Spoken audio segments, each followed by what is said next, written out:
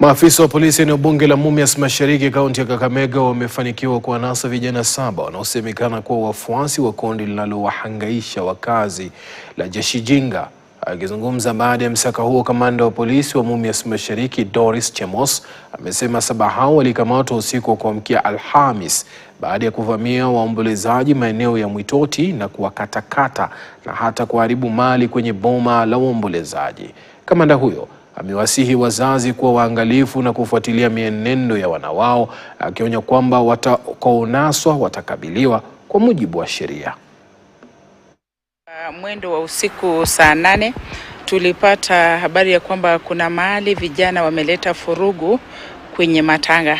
Hao vijana tulipata vijana 7, na kwa hao vijana ni baadhi ya Jeshijinga group ambayo tulikuwa tumewapeleka kotini, na wengi wao wako nje na bonda.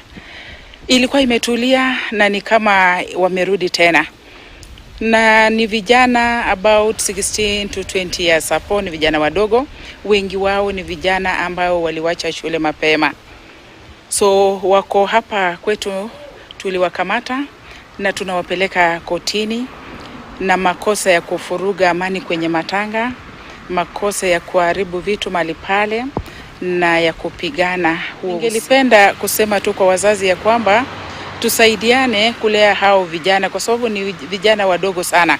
Tusaidiane, wazazi mjue mali watoto wenu wako, na unapoona ya kwamba mtoto amekushinda na ako kwenye hiyo group ya Jeshijinga, tafadhali wazazi tupe habari, tupe ujumbe, ndio tufuatilie, ndio tusaidiane.